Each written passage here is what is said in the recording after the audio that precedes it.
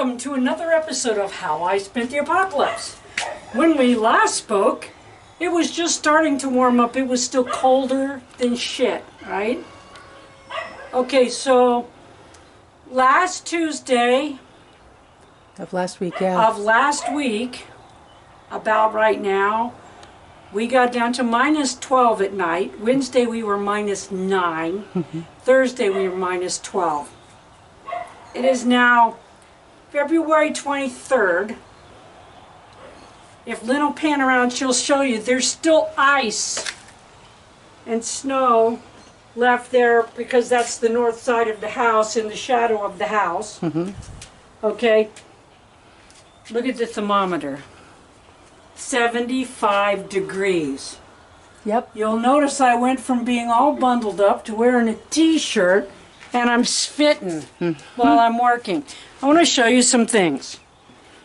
Okay, so we went through this thing fairly unscathed. That is partly dumbass luck. We were one of the few people in our area that didn't lose power or gas. And we also heat with wood. So we not only were able to cut down our fuel usage through that and keep from overtaxing the system, and we watched the water we were using and everything else. But our power didn't go off. Why didn't it go off? Our governor and the utility companies used their brain, and they shut down all the factories. One of those factories, I will not put its name on here, one of those factories uses as much electricity, this is a literal thing, I'm not making this shit up, uses as much electricity as the entire city of Fort Smith. So by them thinking quickly, we didn't have that issue. So part of surviving something like what some people are calling Snowmageddon, is just luck. The other half of it is preparation. Okay, so you remember I talked about I was worried about my bulbs because they were starting to come up. Well, first off, if she'll pan around and show you, you can see they took little to no damage. Yeah, you can see right there. There's green. Yeah, you can see if you look over here. Look over here. Oh, well, that's beautiful right there. Pan over there. Okay, oh, yeah. You can see they took little to no damage. I will show you a spot where they did take some damage. Okay, so this is a dumb luck, because what happened? It snowed before it got in the teens. Yeah. When it snows, the snow insulates the plants and helps protect them. But the second thing is, if you look at this bed, you'll notice it's mulched to shit. Yeah, leaves, everything. It is heavily mulched, which protects the bulbs. And then that was under the snow, so... And that was under the snow, and so watch out, don't step on this ice. Yeah. Okay, and you can see these, which are kind of in a corner of the house here, they fared even better. Yep. And they're on the north side. Yep, it is. So they were the longest in ice and snow. All right, so if you come over here to the fish pond, I was worried about my fish because it did get so cold and they were under a solid sheet of ice. The fish were under a solid sheet of ice? A solid sheet of ice. Okay, but there's two things. First off, if Lynn can see them, there they all are. I took a little piece of ice chunk. It's still ice, see? Yep. Except they're in the corner and I fed them. And as you can see, they're all just fine. Yep. Okay, the reason why. Okay, first off, they're pretty well insulated in that hole, and it was just the top part, about 3-4 inches of ice. Yeah, and that's deep. On the top, and those are that deep. There's the old clawed. They're old clawed egg tubs, so they're this deep. Yeah. Okay, but the second thing is, if Lynn will pan, see that tube? The one under the bridge? The one under the bridge. That tube goes to the pump system, which in the summer changes the water around and helps clean it and helps aerate it and all that. I leave it in the wintertime because that same tube helps take the ammonia out. Right. When you get a layer of ice, they'll have a bunch of leaf litter and shit that falls in these ponds, including fish shit, it'll make ammonia. And the ammonia is what kills the fish when it freezes like that. Huh. So, and as you can see, all these plants did very well. Yep. These plants, which were further up, Yeah, they were if you further look out. over here, you can see that the very tops of them, no doubt where they were sticking out of the snow, Yeah, they've taken some damage. they took some damage, but it's minimal. Yeah. About the, we didn't have, okay, and we didn't have our exterior faucets freeze because I showed you what I do to Yeah, my exterior they're not faucets unrolled yet. in an earlier Episode. okay? So that's why we didn't have our exterior faucets freeze. All of our plumbing is on inside walls. I did that on purpose so it wouldn't freeze. The only casualty we had was, remember when I made this little flower garden here last year and I made this little moss pot? You can see even the sedum are doing fine. Yeah, the sedum are fine. Okay, the bottom pot froze cracked. and busted out of the pot. Now what will I do with that? What I'll do with that is when it gets to go and it's warmer, I'll just take concrete and put down and then just set it on it. Yeah, it'll And be that'll fine. make a new fake bottom for it. Yep.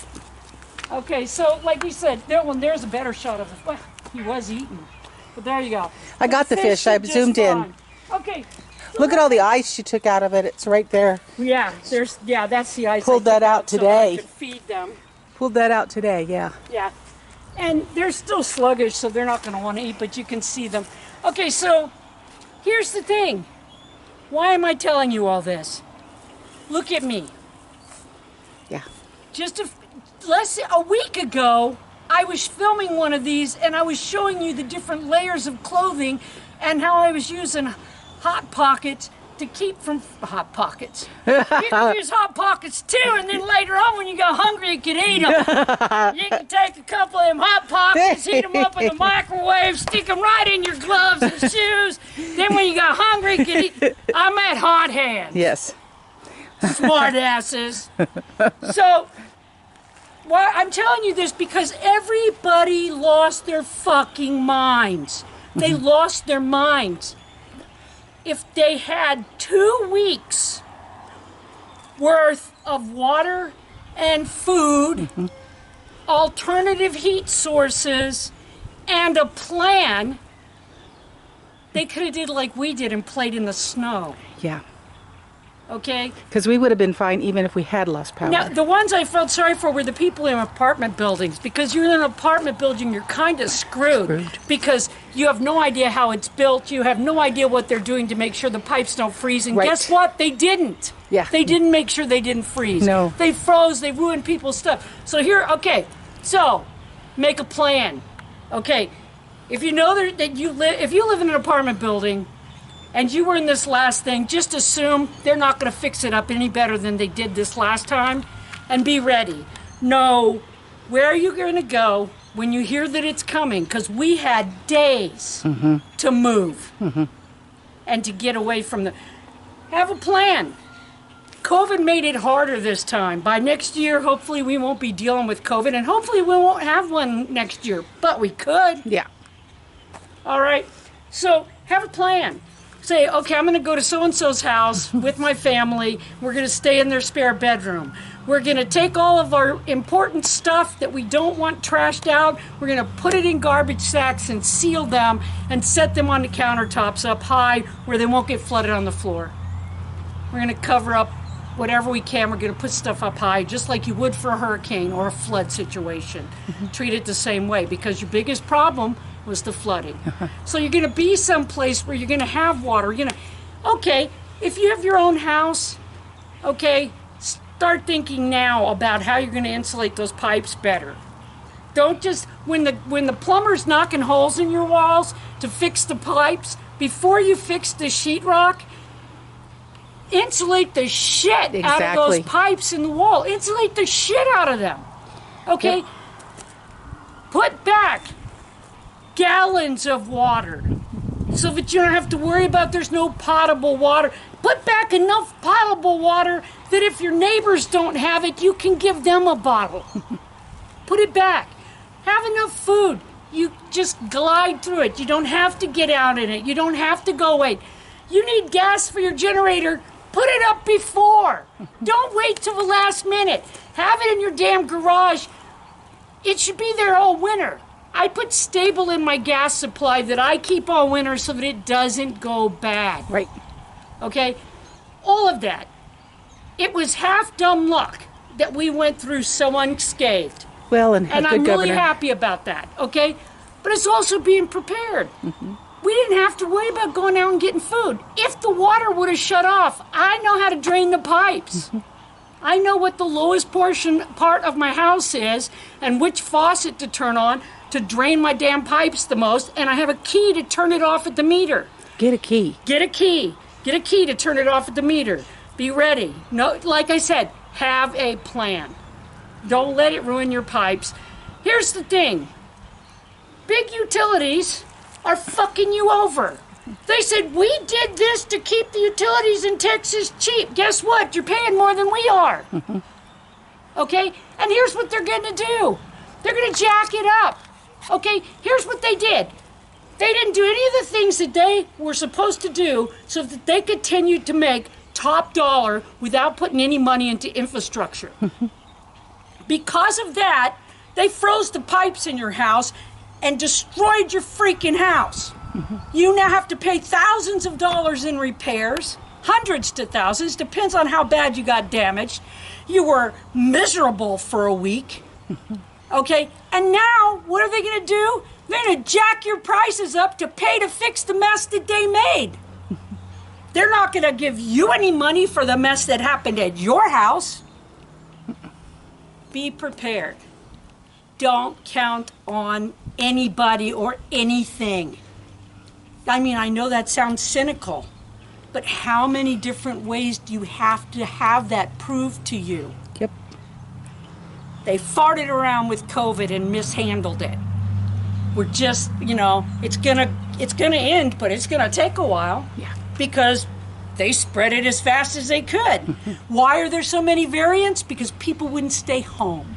They wouldn't wear masks. They wouldn't social distance. The more people that get infected with the disease, the more variants you have. Simple science. So simple, I know it. All right? I'm not, I am a genius, but that only gets you so far in life. I'm here to tell you right now. I don't have a pot to piss in or a window to throw it out of. But through this shit, we were warm. We never ran out of water. We wouldn't have run out of water if our pipes had stopped. We wouldn't have run out of power. We wouldn't have we had contingency plans on contingency plans on contingency plans. Seems paranoid? It's not paranoid. It's prepared. Be prepared. And vote. Yes. Every single one of you vote. And vote one issue politics. Who's the least likely to get us killed? Yeah. Who's the least likely to make policy that's going to continue to destroy the planet and kill us all? Or who's going to drag us out of the house and shoot us on our front lawn? Quit worrying about other shit. That's all you should be worried about. Right now, if you're progressive at all, if you're middle of the road, if you're liberal, you feel like you're completely alone. Guess what? That's not true. In Arkansas, 65% of the population voted for you-know-who. 45% of them didn't. They voted for Biden. Right. Okay?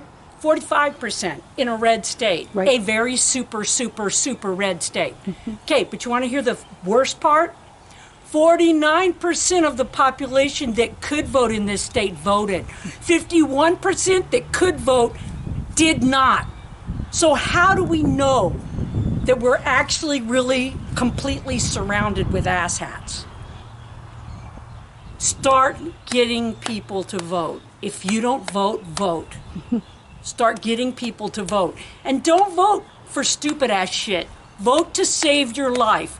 Vote to save the future for your kids and your grandkids. Don't worry about anything else. Stay alive. There you go. Until next time, be prepared.